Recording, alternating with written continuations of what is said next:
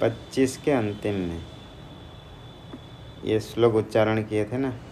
उच्चारण मतलब ऐसे ही बोल दिए थे, निरिहोस्मि, निरंसोस्मि।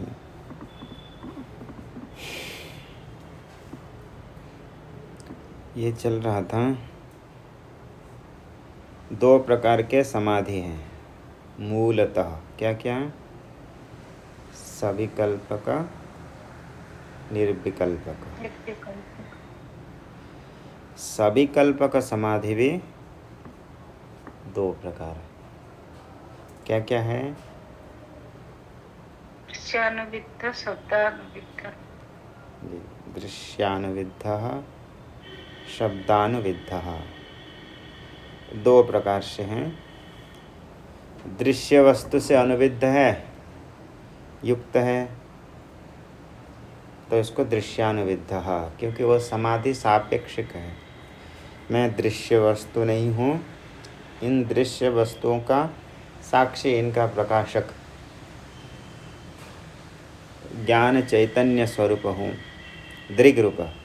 इस प्रकार के सजातीय जो वृत्ति है, ज्ञान आकार वृत्ति, उसको कहते हैं दृश्यानुविद्ध। और आगे शब्दानुविद्ध, इसमें ये भी चल रहा था। असंग हूँ, सच्चिदानंद इत्यादि शास्त्र वाक्यों के द्वारा जब चिंतन करता है, स्वयं प्रभा द्वैत वर्जित अद्वितीय अस्मि, इस प्रकार के शब्द के द्वारा जब चिंतन करता है तो उसको क्या कहेंगे? शब्दानुविद्ध। तो मुझे यहाँ शब्द क्या शास्त्र को लेंगे? शास्त्र के वाक्य से जो शब्द आदि आते हैं, असंगो ही अयम दिया है। असंग आदि शब्द मात्र मिश्रित, जिसमें असंग आदि शब्द मिश्रित रहते हैं। शास्त्र में ही तो ये वाक्य आए हैं, असंगो ही अयम पुरुषः। तो पूरा उच्चारण नहीं करने पर भी उसी अर्थ का चिंतन करता है कि मैं असंग हूँ, सच्चिद आनंद स्वरूप हूँ, अद्वितीय आत्मरूप हूँ। इस प्रकार के शब्द को लेकर के चित्त को एकाग्र करके विजातीय प्रत्यय आदि से रहित, वही एक ही वृत्ति समाधि, ये हो। इसको शब्दानुविद्ध, ऐसे यहाँ तक तो हुआ था। आगे विजातीय प्रत्यय शून्य सजातीय प्रत्यय प्रवाह लक्षण। विजातीय प्रत्यय से शून्य होकर के सजातीय प्रत्यय प्रवाह लक्षण। सजातीय प्रत्यय ज्ञान, जो ज्ञानाकार वृत्ति शब्द को लेकर के वेदांत श्रवण करते हैं, श्रवण करके प्रयत्न करते हैं, इसको समझने के लिए बैठते हैं, चिंतन करते हैं, तो फिर विरोध होने पर युक्तियों के साथ उस विरोध को निराकरण करते हैं। विरोध को निराकरण करते हुए उन्हीं शास्त्र शब्दों की सहायता से चित्त को एकाग्र करके स्थिर करते हैं, और जो ज्ञानाकार वृत्ति, यह हो गया शब्दानुविद्ध।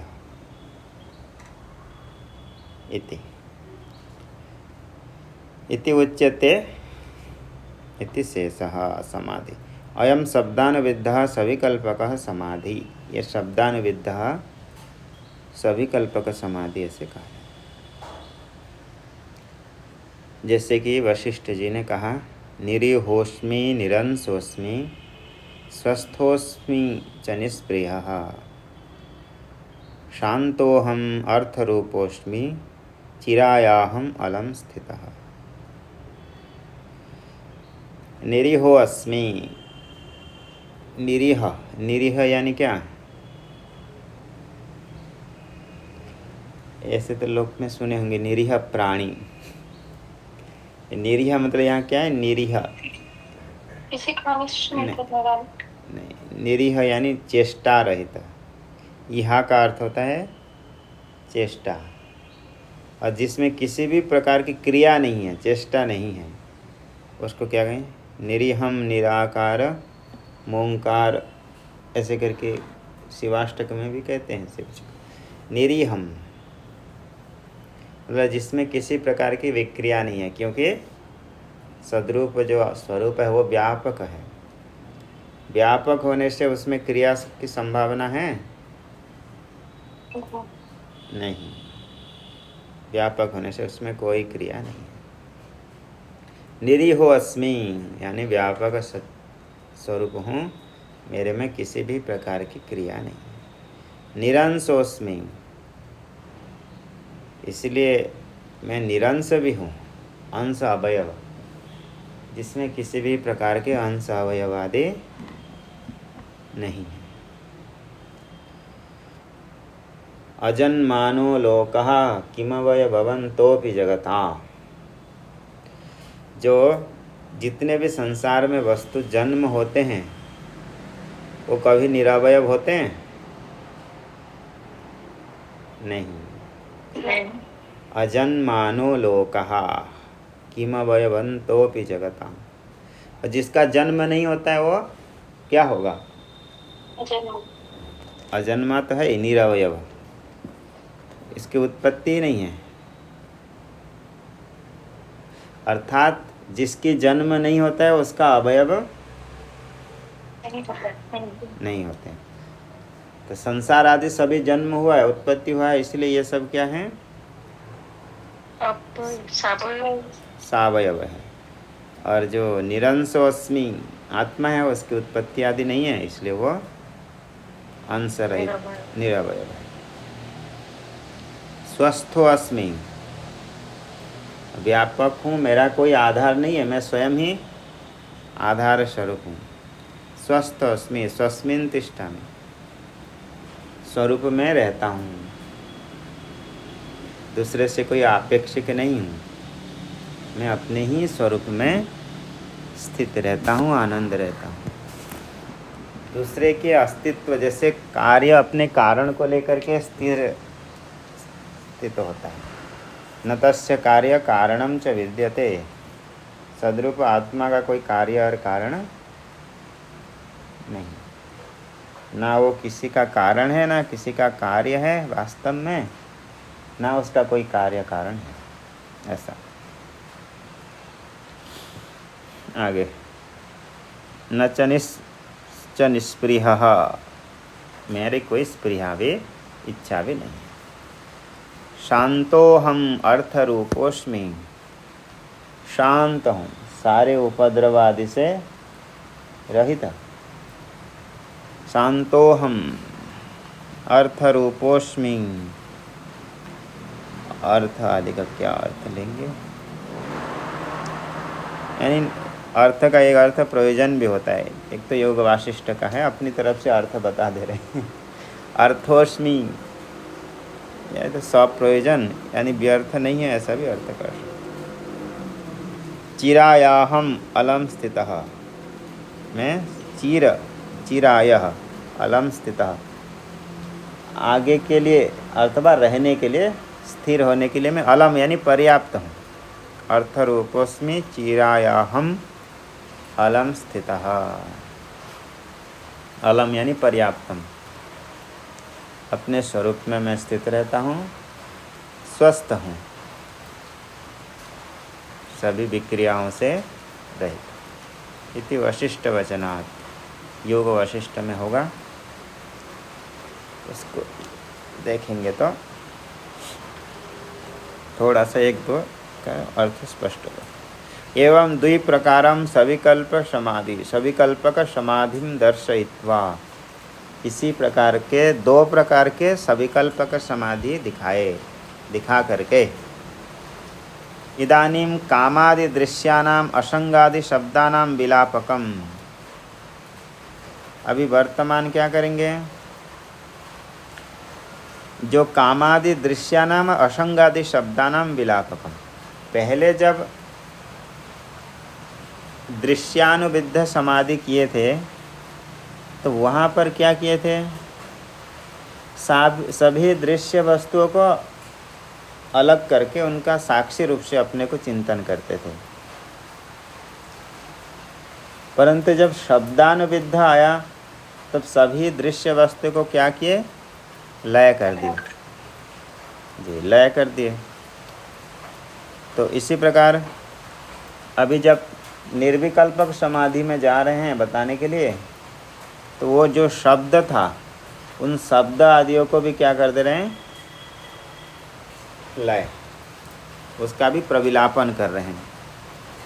एवं द्विप्रकारं सविकल्पक समाधिं दर्शयित्वा इदानीं कामादि दृश्यानाम असंगादि शब्दानाम च विलापकम, इन सभी का भी जो विलापक है,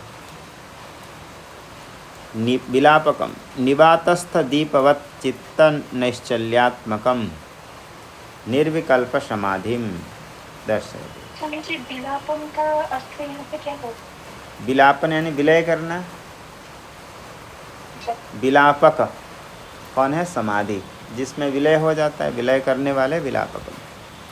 समाधि निवातस्थ दीपवत्, जैसे वायु रहित दीप जिसमें हवा नहीं चल रही है तो दीपक कैसे स्थिर होकर के जलता है, इसी प्रकार चित्त निश्चल्यात्मकम, इसी प्रकार चित्त की जो निश्चलता, एकाग्रता, स्थिरता है, वही निर्विकल्प समाधि दर्शयति, उसी निर्विकल्पक समाधि को बताया। स्वानुभूति रसावेशाद दृश्य शब्दानुपेक्षितुः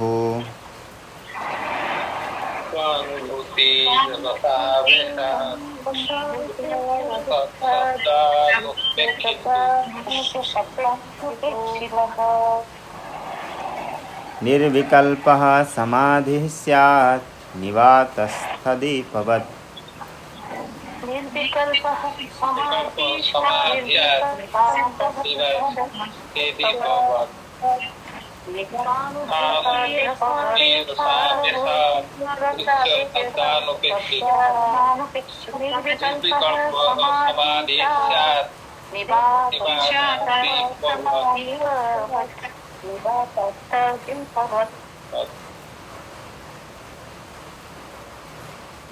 एक अक्षर कम है इसलिए इसको पढ़ने में थोड़ा इसलिए। दूसरे में कुछ अलग पाठ है क्या?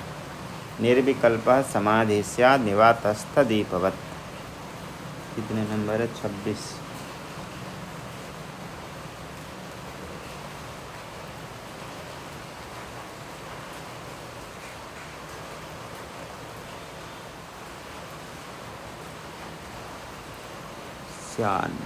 श्यान्निवास निर्विकल्पः समाधि, निर्विकल्प 4 3 7, स्या करेंगे तो 8।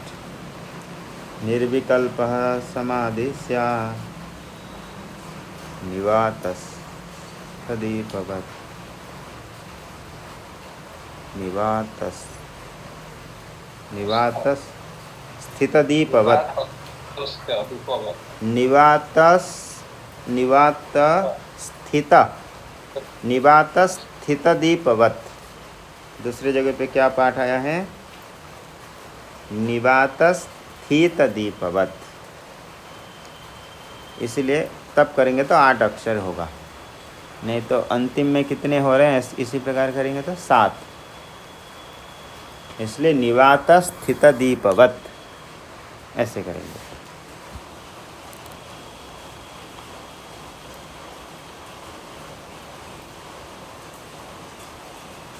कहाँ चला गया?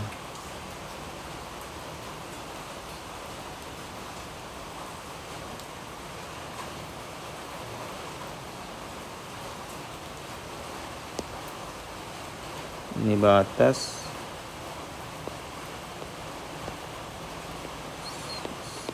स्थित दीपवत् ऐसे। और एक बार पढ़ लिया जाए इसको। स्वानुभूति रसावेशात् दृश्य शब्दानुपेक्षितुः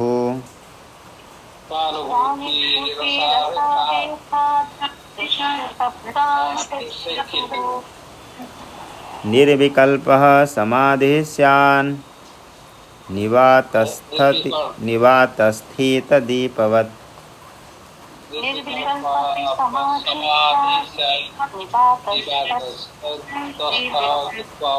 निवास थ में जो है स्थ को हटा देना है। निवातस, हाँ जी, निवातस्थितदीपवत्।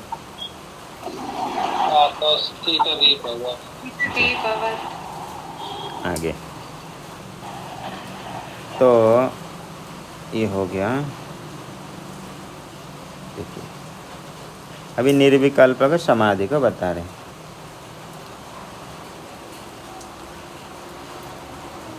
स्वानुभूति रसावेशात, स्वयं के अनुभूति के रस, जो अनुभव करता है अभ्यास करते हुए, दृश्यानुविद्ध शब्दानुविद्ध का अनुभव करते करते उसका रस आनंद आता है। स्वानुभूति रसानुवेशात वशात, वेशात आवेश से, दृश्य शब्दानुपेक्षित हो, जो दृश्य और शब्द दोनों को उपेक्षित हो, उपेक्षा करके, निर्विकल्प समाधि ही निवात स्थित दीपवत, जो उपेक्षित हो, उपेक्षा करने वाले का, अथवा उपेक्षा से पंचमी, कौन सा विभक्ति लेंगे, षष्ठी लेंगे तो उपेक्षा करने वाले का, निवात स्थित दीपवत, जैसे उसी का निर्विकल्प का समाधि होगा, जो जैसे कि निवातस्थ स्थित दीपक के समान। वायु रहित दीपक, ऐसा कोई गृह आदि है जहाँ पर हवा नहीं चल रही है, तो वहाँ पर स्थित जैसे दीपक स्थिर होता है, इसी प्रकार जो चित्त की स्थिरता है वही। टीका में बताएंगे, देखो। स्वानुभूति ही अनुभूतिर ज्ञानम, अनुभूति का अर्थ क्या होता है, ज्ञान, अनुभूति यानी अनुभव। लेकिन लोक में व्यवहार में क्या कहते हैं, अनुभव यानी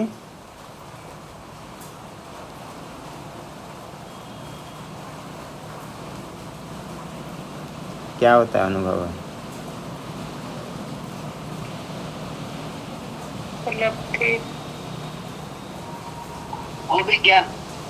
जी। अनुभव वास्तव में अनुभव ज्ञान है, लेकिन लोग ऐसे बोल देते हैं लोक में कि सिर्फ ज्ञान होने से कुछ नहीं होगा, उसके लिए क्या चाहिए बोलते हैं, अनुभव चाहिए, अनुभूति चाहिए, अनुभव चाहिए होता है बोलते हैं। अनुभव भी क्या है ज्ञान है, अनुभव भी ज्ञान है। तो अनुभव कहो अनुभूति कहो वो भी ज्ञान ही, उससे पर्यायवाची शब्द है। अनुभूति और अनुभव अलग अलग प्रत्यय होने से अलग अलग अर्थ बन जाता है। अनुभूति अनुभव, तो अनुभूतिर ज्ञानम क्या है, प्रत्यक्ष चैतन्यम, जो प्रत्यक्ष चैतन्य आत्मा का जो स्वयं का ज्ञान है, अनुभूति, इसको यहाँ पर कहा गया। देखो, जिसको इष्ट सिद्धिकार ने कहा है, इसमें भी थोड़ा सा गलत पाठ हुआ है। यदि पुस्तक देख रहे हैं तो इसको आप लोग करेक्शन करना है। यानुभूति ही अजामेया नंतात्मानंद विग्रह महदादि जगन्माया चित्रभित्तिम नमामिताम, ये इष्ट सिद्धिकार ने कही। या अनुभूति ही, जो अनुभूति यानी ज्ञान स्वरूप प्रत्यगात्मा चैतन्य, अजा, अनुभूति स्त्रीलिंग होने से यहाँ पर वही परमात्मा को यहाँ पर स्त्रीलिंग शब्द से कह रहे हैं। अजा, न जायते ते अजा, जिसकी उत्पत्ति नहीं होती है। कौन, अनुभूति ही, जो अनुभूति क्या है, अजा है। तो देखिए, यानी स्वरूप ज्ञान की उत्पत्ति नहीं होती है। अमेया, मेय यानी ज्ञान के विषय को क्या कहते हैं? मेय। माँ का विषय को कहेंगे मेय। जैसे प्रमा कहो, माँ कहो, ये सब एक ही है। उपसर्ग जोड़ देंगे तो क्या बन जाता है? प्रमा। प्र को हटा देंगे तो क्या हो जाएगा? माँ यानी भी क्या अर्थ हुआ? ज्ञान। तो माँ का जो विषय है वो है मेय, लेकिन जो परमात्मा है वो अमेय है, अर्थात ज्ञान के विषय नहीं है, क्योंकि किसी प्रमाण के विषय नहीं। यदि ज्ञान का विषय होगा तो क्या हो जाएगा? आत्मा दृश्य। जी, दृश्य होने से मिथ्या, दृश्य हो जाएगा। अनंत आत्मा, अनंत यानी देश काल वस्तु परिच्छेद रहित, अनंत आत्मा स्वरूप, अनंत आत्मा अपरिछिन्न स्वरूप वाले, आनंद विग्रह। और उसका क्या विग्रह, स्वरूप क्या है? आनंद स्वरूप। महदादि जगन माया, महत यानी जो बुद्धि, सांख्य वाले महत को नहीं लेकर के बुद्धि आदि का भी जो जगन माया, इन सब के जगन माया चित्र भित्तिम, महदादि जगन माया, महदादि जितने भी प्रपंच हैं इन सब के उत्पत्ति करने वाले जगत के माया, चित्र भित्तिम आधार है। जैसे आप दीवार में चित्र बनाते हैं तो उस चित्र का आधार कौन है? दीवार, भित्ति। इसी प्रकार सारा प्रपंच का जो आधार है वो अनुभूति, या अनुभूति ही चित्र भित्तिम नमामिताम। ऐसे अनुभूति ज्ञान स्वरूप परमात्मा जो सबके आधार हैं, दृक् स्वरूप है, अनंत अपरिछिन्न आत्मा स्वरूप जो आत्मा है, उनको मैं नमस्कार करता हूँ। यानी अनुभूति से ज्ञान को लेना है, इसी बात को दिखा दे। इति इष्ट सिद्धिकार ही विमुक्तात्मयति, इष्ट सिद्धिकार ऐसे उन्होंने उत्तत्वात्, उनके पूर्वाचार्य हैं, उन्होंने भी ऐसे अपने ग्रंथों में कहा है। तो बोले जो मूल में आया स्वानुभूति रसावेशात, स्वानुभूति रस क्या है? तो उसको बता रहे हैं, रस क्या है? रसः आनंद स्वरूप परमात्मा। रस क्या है? आनंद स्वरूप परमात्मा का ही, परमात्मा ही आनंद है, रस स्वरूप है। इसमें क्या प्रमाण है? रसो वैशः, ये रस कौन है? परमात्मा। रसम ह्येवा अयम लब्ध्वा आनंदी भवति। रसम अयम, रसम ही एव लब्ध्वा, इस रस को ही लाभ करके, लब्ध्वा आनंदी भवति, जो सभी लोग क्या होते हैं? आनंदित होते हैं। उस परमात्मा के रस का ग्रहण अनुभव करके स्वरूप रस को सभी लोग आनंदित होते हैं। इति श्रुते है। प्रत्यगात्मा अपि रसाभिन्नत्वेन परम प्रेमास्पदत्वात्, वही जो रस कौन है? परमात्मा। उस परमात्मा से भी अभिन्न कौन है? प्रत्यगात्मा जीव। दोनों अलग अलग हैं कि एक? एक ही है। इसलिए प्रत्यगात्मा अपि रसाभिन्नत्वेन, रस से अभिन्न हुआ कौन? प्रत्यगात्मा। प्रत्यगात्मा परम प्रेमास्पदत्वात्, क्योंकि आत्मा भी परम प्रेमास्पद है, जैसे परमात्मा है ऐसे जीव। रस स्वरूप भूतः अनुभूति ही, ये रस रूपी जो अनुभूति आत्मा। स्वानुभूतिरेव रसः इति स्वानुभूति रसा, अलग अलग नहीं, अनुभूति और जो रस दोनों क्या हैं, अभिन्न हैं। अनुभूति का रस ऐसा अर्थ है नहीं। नहीं। क्या अर्थ करना है, अनुभूति ही यहाँ पर क्या है, रस है। रस स्वरूप है। अनुभूतिरेव रसः इति अनुभूति रस, उसका आवेशः, तस्य आवेशः स्वानुभूति रसावेशः, यानी रसानुभूति का आवेश। बोले आवेश क्या है, उसको बता रहे हैं। पूर्वोक्त समाधि द्वय अभ्यास पाटवांतकरणे स्वरूपभूत ज्ञानानंद आविर्भावः रसानुभूति स्वानुभूति रसावेशः इति उच्यते। देखो इस शब्द का अर्थ बता रहे हैं अभी। पहला शब्द जो आया है, एक पद है, स्वानुभूति रसावेश, ये जो एक शब्द आया इसी का अर्थ बता रहे हैं। ये पूरा एक ही शब्द है, स्वानुभूति रसावेश। स्वानुभूति ही क्या है, रस है, और उसी का क्या होता है, आवेश। तो बोले वो आवेश क्या है, उसके लिए बता दिए। पूर्वोक्त समाधि द्वय अभ्यास पाटवा अंतःकरणे। पूर्वोक्त दो समाधि, क्या समाधि था दो,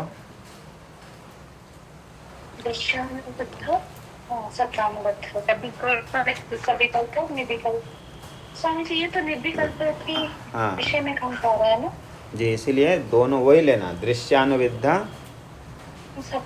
शब्दानुविद्धा। इन दोनों को अभ्यास करके पाटव अभ्यास पाटवांतकरणे, पटु यानी चतुर होता है ऐसे तो लोक में, परंतु कुशल, जिसने पूर्वोक्त समाधि दो समाधि को अभ्यास करने में क्या है, कुशल है, ऐसे व्यक्ति के अंतःकरण में स्वरूपभूत ज्ञानानंद आविर्भाव, स्वरूपभूत ज्ञान का जो आविर्भाव होता है, स्वरूप ज्ञान की जो अभिव्यक्ति है, उसको क्या कह रहे हैं, रसावेशः। उसी को यहाँ पर रसावेश शब्द से कहें। पुनः पुनः शब्दानुविद्ध रसानुविद्ध अभ्यास करते करते जब उसी शुद्ध अंतःकरण में स्वरूप ज्ञान की अभिव्यक्ति होगी, उसको यहाँ पर किस शब्द से कह रहे हैं, आवेश। आवेश, स्वानुभूति रसावेशः। यद्वा, अथवा दूसरे प्रकार से कहेंगे, आवेशो अभिनिवेशः। आवेश का अर्थ क्या कर दिए, अभिनिवेश। इतना निश्चय है ना कभी मृत्यु क्या है, सुनिश्चित है। इतना तो इसमें कोई संशय है नहीं है कि आज नहीं तो कल, नहीं तो चाहे आपके बुद्धि स्वीकार करे या ना करे आप, लेकिन इतना सुनिश्चित है, आपको भी पता है, सबको पता है, सभी को ये निश्चय है कि मृत्यु होना ही है, सुनिश्चित है, इसमें कोई संशय नहीं है। तो यही तो अभिनिवेश है मृत्यु का। वास्तव में मृत्यु है जीव की, न जीव म्रियते, जीव की मृत्यु नहीं है, लेकिन अभी ही कह रहे थे क्या है, मृत्यु सुनिश्चित है, ऐसे कह रहे हैं। यही तो क्या है, अभिनिवेश है, जो इतने दृढ़ है, निश्चय है। इसी प्रकार रसावेश यानी क्या है, रस का आवेश, अभिनिवेश हो जाना कि मैं वही रस हूँ, ऐसा दृढ़। यद्वा आवेशो नाम क्या है, अभिनिवेशः। मग्नत्वम, यही रसानुभूति प्रकार, स्वानुभूति रसावेश। स्वानुभूति का रसावेश क्या है, आप अभिनिवेश हो जाना। इसके उदाहरण जैसे मृत्यु में हमारा अभी अभिनिवेश है, ऐसा अभिनिवेश किस में करना है, किस में अभिनिवेश करेंगे ऐसे, मृत्यु नहीं, मृत्यु में तो है, स्वाभाविक है, स्वरसवाही प्रत्यय है। मृत्यु में आप अभिनिवेश करने की आवश्यक नहीं है। मृत्यु में क्या है, आपका अभिनिवेश स्वतः ही है। ऐसा अभिनिवेश कहाँ पर करना है? स्वरूप में, स्वानुभूति में। ये जो अभिनिवेश है यही प्रवेश शब्द से कहा। इसको और भी अन्य प्रकार से भी श्लोक आता है, जैसे देहात्मवज ज्ञानम देहात्म ज्ञान बाधकम आत्मन्यैव भवेद यस्य सनेच्छन्नपि मुच्यते। जैसे आपको इतना दृढ़ है कि मैं, ऐसे बोलते समय आपको जैसे ये शरीर का भान होता है, देहात्मवज ज्ञानम, आत्मा यानी स्वरूप। बोले आप कौन हैं? जैसे आप व्यवहार में करते समय आप कौन है बोलने से आपको कितने देर तक संशय होता है कि कुछ भी मन में ऐसा संशय होता है कि मैं ये हूँ कि नहीं हूँ, ये मैं अमुक व्यक्ति, ऐसा वैसा, जो इतना जो भी आपने अपनी कल्पना करके आप रखे हैं, इसमें एक थोड़ी सी भी संशय होता है? नहीं होता है। जैसे आप पूछे आप कौन है बोलने से आप सीधा ही 1 सेकंड में आप बोल सकते मैं यही हूँ, ऐसा हूँ, तुरंत कहते हैं। तो देहात्मवज ज्ञानम, जैसे देह को आप लोग सब लोग सभी जैसे आत्मा मान के रखे हैं, देह को ही जैसे आत्मा दृढ़ता से माना गया है। देहात्मवज ज्ञानम, देहात्म ज्ञान बाधकम, इसको तो वही बाध कर सकता है, मतलब नहीं, अथवा ऐसा है कि देखो देहात्मवज ज्ञानम, देह को जैसे आत्मा मान रखे ना, इसी प्रकार क्या ज्ञान होना चाहिए? देहात्मवज ज्ञानम देहात्म ज्ञान बाधकम। आपको इतना दृढ़ ज्ञान हो जाए कि मैं देह नहीं हूँ। जितना आपको मैं देह हूँ, जितना दृढ़ ज्ञान हुआ है, देहात्मवज ज्ञानम देहात्म ज्ञान बाधकम, देह को आत्मा मानने वाले ये जो ज्ञान है, इसका बाधक भी वही हो सकता है यदि इतना दृढ़ हो जाए कि मैं देह स्वरूप नहीं हूँ। अर्थात ये तात्पर्य है कि थोड़े से ऐसे सुनने से कि मैं आत्मा हूँ, सच्चिदानंद स्वरूप हूँ, देह नहीं हूँ, इतने मात्र से देहात्म ज्ञान नाश होगा? नहीं, उसके लिए इतना दृढ़ होना चाहिए जैसे देह को आत्मा माना।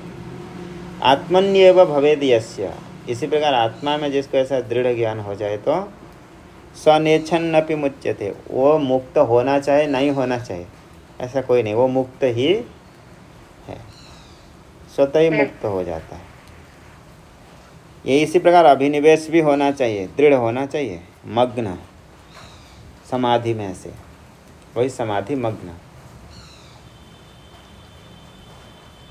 यद्वा दूसरा प्रकार भी बता रहे हैं प्रवेश, आसमन्तात् प्रवेश इति आवेश, आ को लेकर के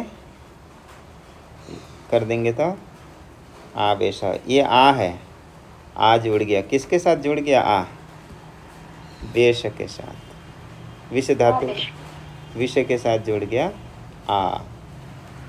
2 प्रकार के आ होते हैं, एक आंग का आ और एक भूल गए, और एक कहाँ का? जी जी, कहाँ का माता जी बताइए, सही बताइए। हाँ, एक आंग का और एक कल बता रहे थे आप। नहीं, चादिगण, 2 आंग, एक चादिगण का आ और एक आंग का आ। तो ऐसे तो पूछा जाए ये कौन सा आ होगा?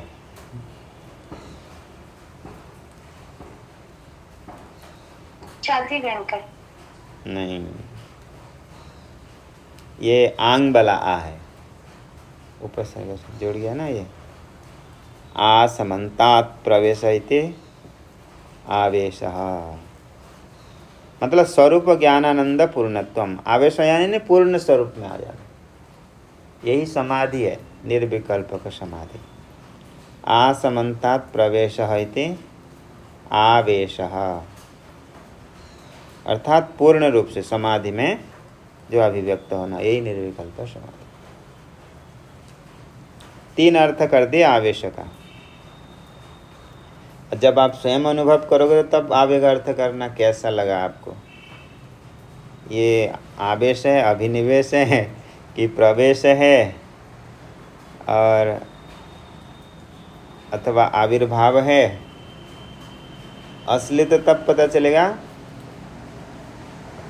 जब आप स्वयं अनुभव करेंगे, बैठ करके चिंतन करके जब होगा तब आपको पता चलेगा आवेश का अर्थ क्या है।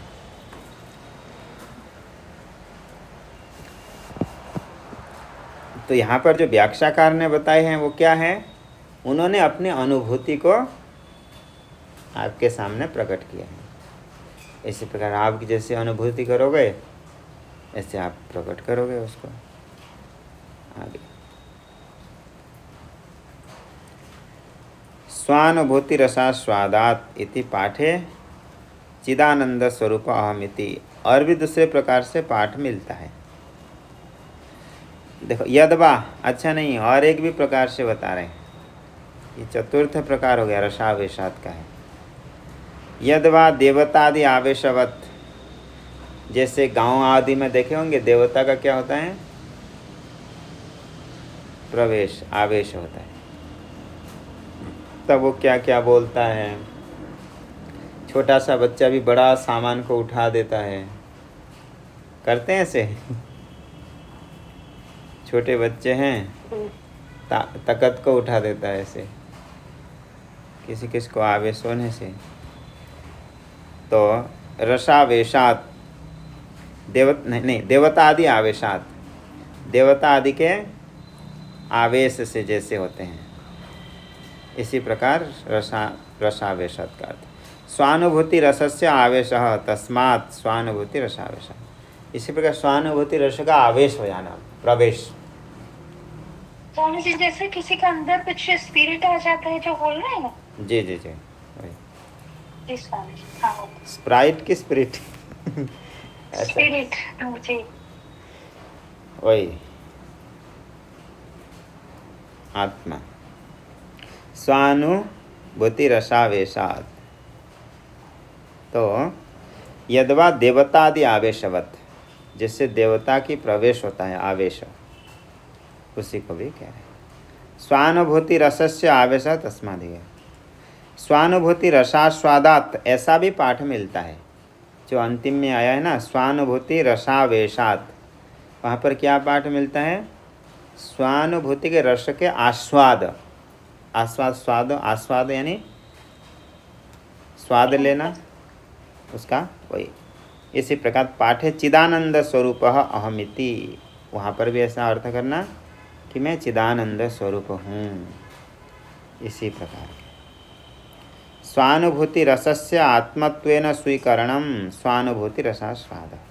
बोले रसास्वाद का क्या अर्थ है, स्वानुभूति रसस्य आत्मत्वेन स्वीकरणम, तो स्वानुभूति रस को किस रूप से स्वीकार करना, अपने आत्म रूप से स्वीकार कर लेना, यही रसानुभूति रसास्वाद है।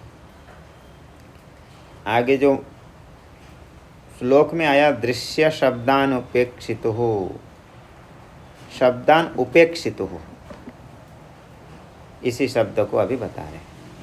पूर्वोक्तान कामादि दृश्यान, काम संकल्प विचिकित्सा इत्यादि दृश्य वर्ग को असंगादि शब्दांच, आगे असंगोहम पुरुष इत्यादि सच्चिदानंद स्वरूप अद्वितीय एकमेवाद्वितीयम इत्यादि जो शब्द को लिया था, दोनों प्रकार के समाधि सविकल्पक गए।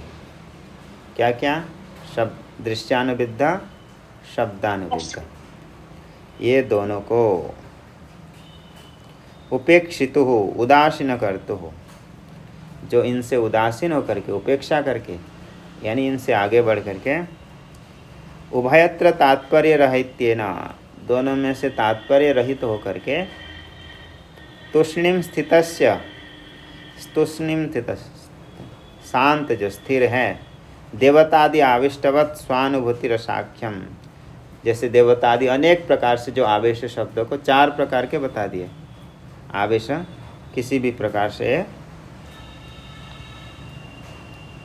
स्वानुभूति रसाक्षम आग्रह ग्रस्तत्वेन, उससे आग्रह यानी ग्रस्त होने से, स्वातंत्र्य अभावात् परतंत्रतया स्थितस्य इति तात्पर्यार्थ। अर्थात जैसे देवता आदि से कोई व्यक्ति आविष्ट हो जाने पर वो अपना स्वतंत्र हो पाता है? नहीं होता है। तो इसी प्रकार जब रसास्वाद से आविष्ट प्रविष्ट होगा, स्वातंत्र्य अभावात्, अपना जो जीव का स्वभाव है उसी रूप से नहीं रहेगा, परतंत्रतया स्थितस्य इति तात्पर्यार्थ। परतंत्र रूप से जो स्थित है, जैसे व्यक्ति किसी एक चीज़ को लेकर के बहुत सोचता है, बहुत ज़्यादा सोचने के बाद भी वो अपने स्वतंत्र हो पाता है? नहीं। ये बड़े मज़ेदार विषय है कि व्यक्ति कहता है कि मैं स्वतंत्र हूँ, मतलब मैं जहाँ जाऊँ, जैसे चाहूँ, जो करना चाहूँ वैसे करूँ, तो बड़ा आनंद है इसमें। तो क्या वास्तव में वो स्वतंत्र है? जो व्यक्ति ऐसे सोचता है कि मैं जैसा चाहूँ वैसे करूँ, अभी मन किया तो सो जाऊँ, अब पढ़ा लूँ कि पढ़ूँ, ये स्वतंत्र है? इसको कहा जाएगा स्वतंत्र? क्या ये भी कहाँ स्वतंत्र है? ये भी तो किसी से प्रेरित हो रहा है, मन से। तो इसी प्रकार कह रहे हैं, किसी व्यक्ति की ज़्यादा चिंतन करते हैं, और ज़्यादा चिंतन करेंगे तो वो व्यक्ति अपने हिसाब से नहीं चलता है, वो किसके अनुसार चल रहा है? उसके विचार के अनुसार, उनके सोच के अनुसार वो चल रहा है, उसी से वो प्रेरित हो रहा है। तो इसी प्रकार समाधि का भी वही है। समाधि इतने अभ्यास किया है कि जो वृत्ति चल रही है, व्यक्ति भी उसी के अनुसार ही चल रहा है, उसी के चिंतन के अनुसार। यही इसका परतंत्रतया स्थितस्य तात्पर्य। यही निर्विकल्पक समाधि स्यात्, यही है निर्विकल्पक समाधि। इसको कहे भी हैं प्रशांत वृत्तिकम चित्तम परमानंद दीपकम असंप्रज्ञात नामायम समाधिर्योगिनां प्रियः। असंप्रज्ञात समाधि जो योगियों को बहुत प्रिय है, जिसका नाम असंप्रज्ञात समाधि है। क्या उसका स्वरूप है? प्रशांत वृत्तिकम, जिसमें सभी वृत्तियां क्या है? शांत है। प्रशांत वृत्तिकम चित्तम, जिस अवस्था में चित्त प्रशांत है। परमानंद दीपकम, जो परमानंद का प्रकाश करने वाला है समाधि। जैसे आपका स्वरूप है आनंद रूपता, तो क्या उसका अनुभव होता है अभी व्यवहार में? नहीं। परंतु इसको प्रकाशित करने वाला कौन है? आपके जो स्वरूप को